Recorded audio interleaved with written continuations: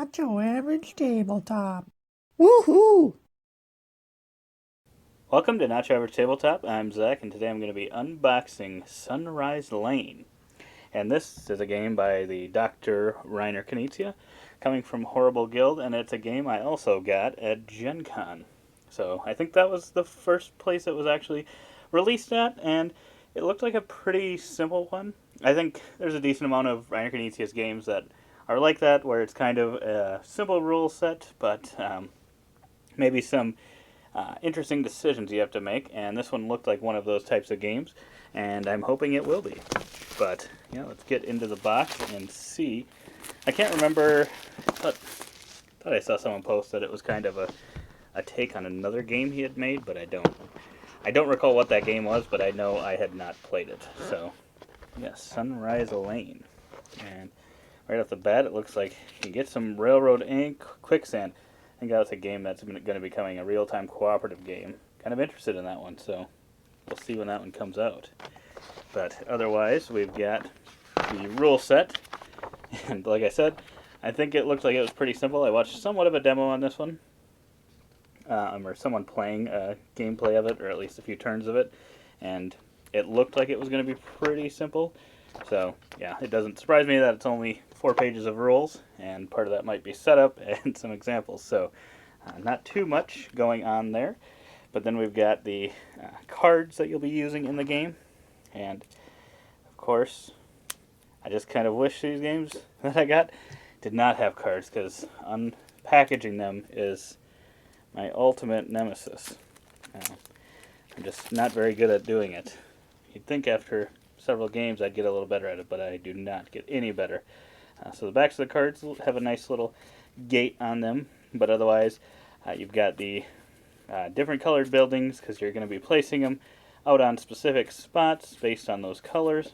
So it's kind of got that kind of reminded me a little bit of maybe kind of a Ticket to Ride type style, a little bit, not quite, but it looks like they've all got the different colors, all have specific artwork for them.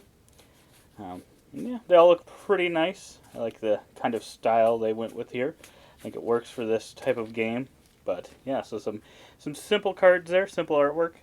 And I think overall the game will be pretty simple, but I'm hoping that there will be interesting decisions along the way.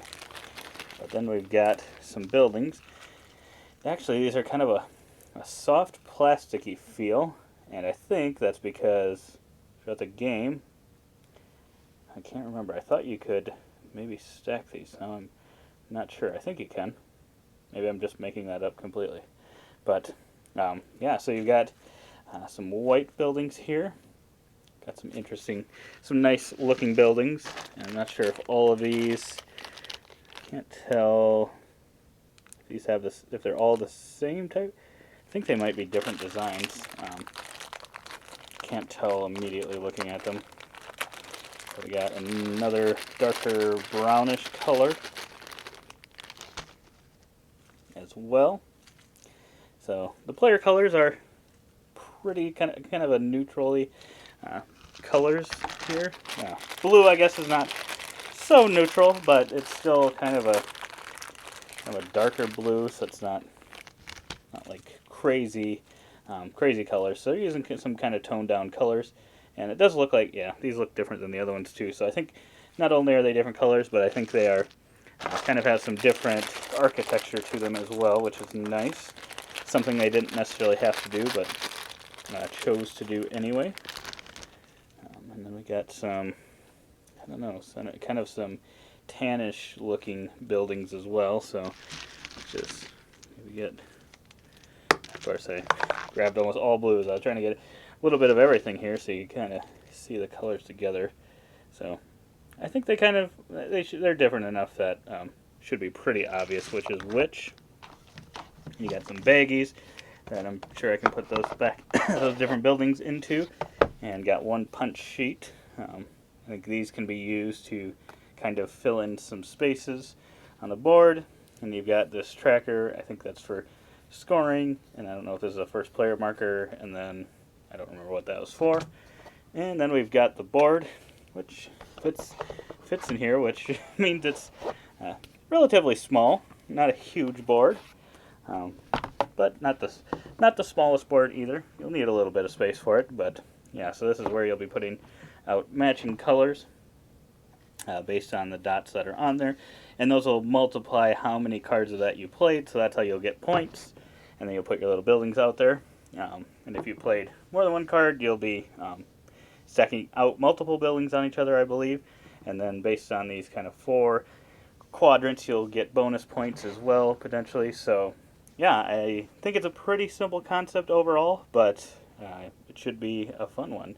And yeah, I like the artwork on this as well. I think it's pretty clear what all of these do. Maybe could have used a little bit darker of colors, because I guess depending on the lighting, that could be a little hard to see. But outside of that, I think it should be. The whole production's pretty good, pretty solid. Like I said, the cards were really nice. These are nice. The cards felt like they were going to shuffle pretty well, hopefully. And yeah, I look forward to getting this one to the table. This one will probably get to the table sooner than later, just because of the short rule book. And yeah, so we'll probably have a first impression video go up alongside this, so you can check that out as well to see what our thoughts are.